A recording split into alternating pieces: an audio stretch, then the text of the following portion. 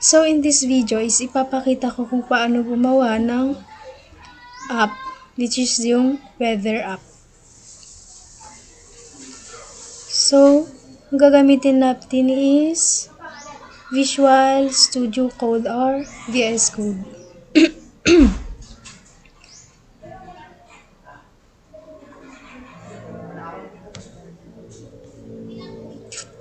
So, bale meron na akong code, ilalagay ko na lang siya dito.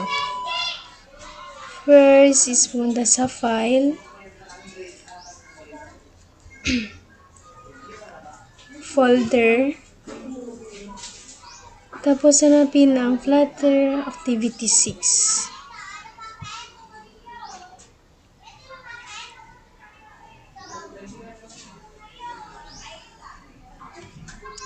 So, ito na yung code ng ating weather app.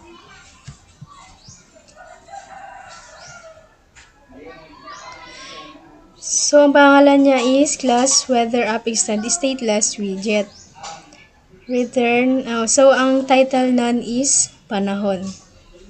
Theme data, andito na rin. So, dito sa class weather screen extend stateful widget ulit. Ayan siya. So, ito yung mga dapat lumabas. So, naglagay ako ng City of Manila, Baguio, Cebu, Pangasinan, La Union, Ilocos Sur, and Ilocos Norte. So, andito yung mga weather. Papakita siya kung anong lalabas. So, meron siyang change weather. And ito na yung mga ginamit para mabuo yung app. So, the color, the padding, the body, return scaffold, up bar, yung mga yan.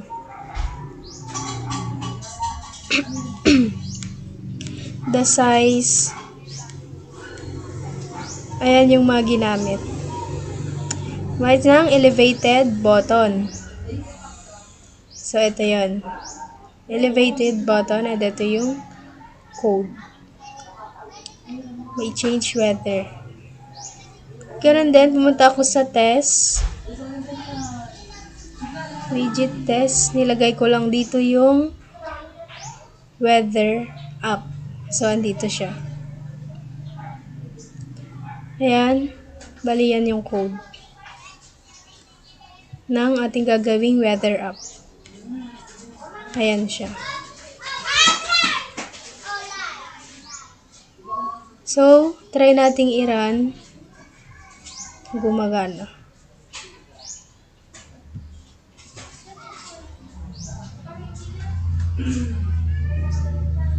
Dito sa Chrome. So, wait lang natin. Hintayin natin lumabas yung output.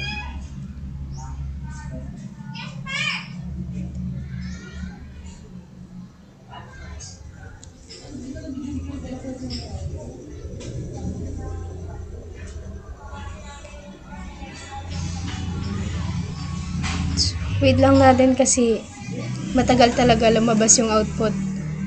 Lalo kung matagal yung signal.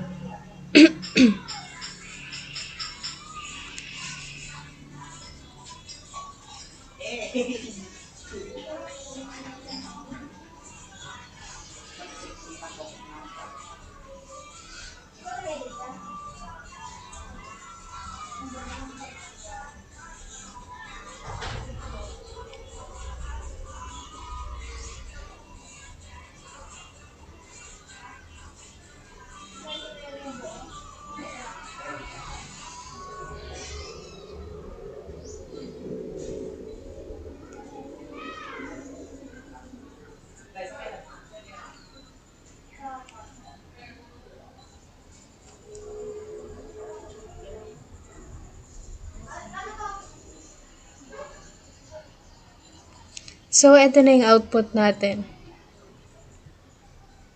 So, weather in Manila is 30 degrees Celsius, clear sky.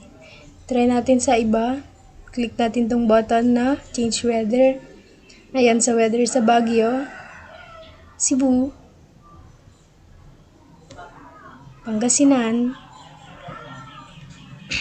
La Union, thunderstorm, Ilocos Sur, Ilocos Norte. Ayan siya. So, bali yan example ng ating weather app.